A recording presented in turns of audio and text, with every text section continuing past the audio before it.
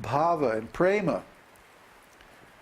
We have to reach this level, or we cannot get to the ultimate goal of pure devotional service.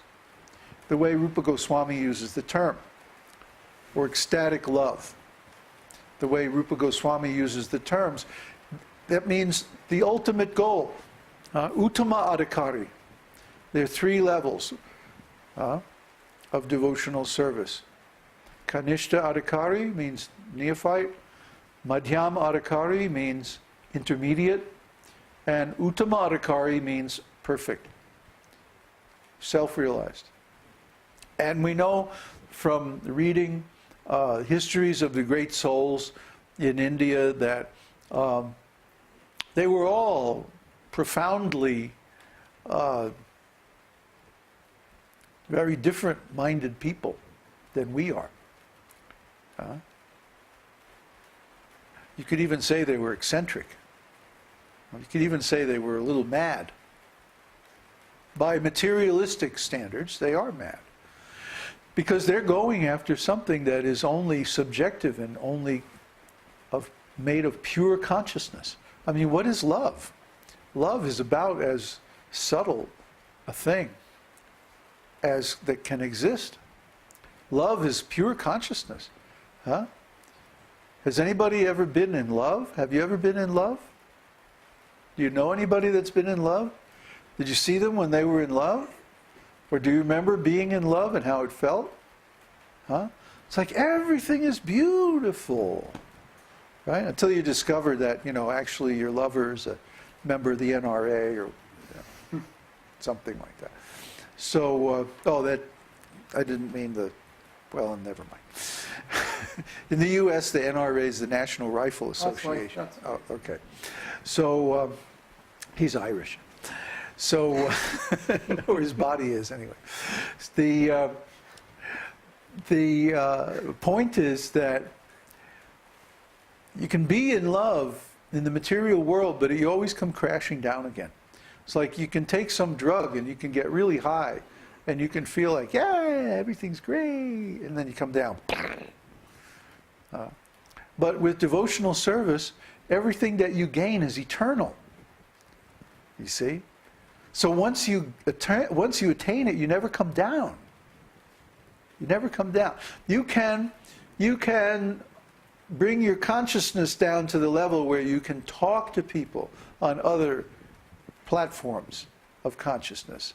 But you yourself don't have to come down from that level. It's kind of a mental trick. If I was to manifest the way I really feel about all this stuff, I wouldn't be able to explain all this so rationally. But, that's sahajya, you see? Because it's not appropriate to manifest all these ecstatic symptoms in public. And if somebody does that, that means they're just searching after cheap name and fame, and they're just an imitator, and don't pay them much attention, because it's not the real thing. The real thing, just like when you get together with your beloved for enjoyment of loving pastimes, you don't go out in public in the park or something. Well, they do here in Chile, but anyway, normal people, tasteful people, they don't inflict their intimate pastimes on others, nor do they expose them to others, because it's really nobody else's business. It's between you and your beloved. So, similarly, when one is in love with Krishna, he does not expose those intimate pastimes to others. They're private, they're confidential. They're not for public consumption. See, it's nobody else's business. Nobody else would understand anyway. See, I mean, Lord Chaitanya can do it because he's God and he can get away with anything. But even then, there were still many pastimes that he did not display in public. He displayed his kirtan pastimes. But his pastimes of madness and like that were only manifested to very intimate devotees and disciples. And when he was out in public, he acted just like a perfectly ordinary sannyasi. See? And we follow that same principle. We don't believe in acting these things out in public. Because it's just nobody's business. It's between the devotee and Krishna. It's intimate pastimes, and it's not for public consumption. So don't accept these so-called devotees that put on a big show, and then, oh yeah, this is so advanced, we can't explain anything because it's all Leela and blah, blah, blah. No. If they really know, if they really realize, they can sit down and explain everything perfectly, logically, and consistently from the beginning to the end. Just like we're doing. Just like Rupa Goswami is doing. Just like Prabhupada is doing. See? But the real question is, do you have the patience to sit through the entire explanation and understand everything properly? And then take the appropriate action. Let me explain what I mean by appropriate action. Suppose I were to tell you, let's say I'm a friend of your father. I'm your father's best buddy. And one day your father passes away. And after the funeral and everybody is through grieving and everything, one day I come to you and I tell you confidentially, your dad told me that he buried a large amount of gold under the foundation of your house.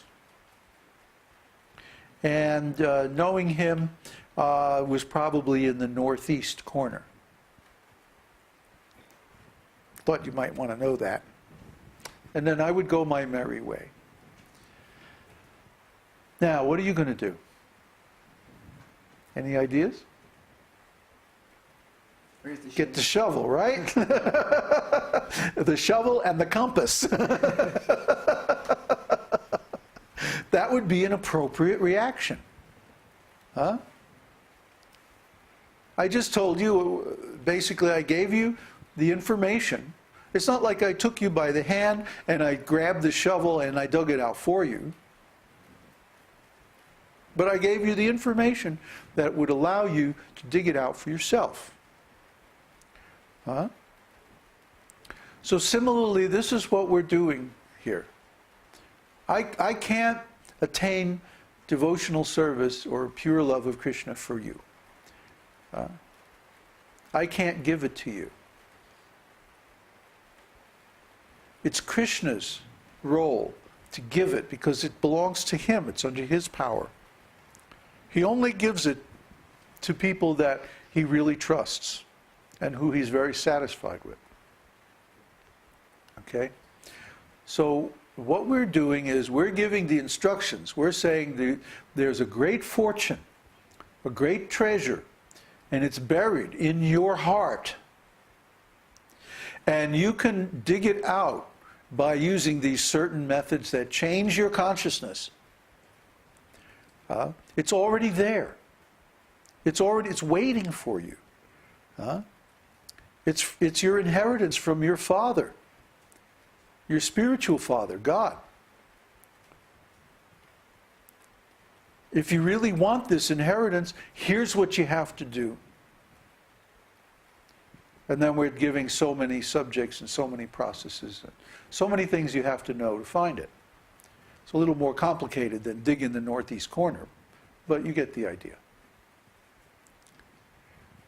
This is why we're going over Nectar of Devotion. This is why we're going over Śrīmad-Bhāgavatam. This is the purpose of all these instructions.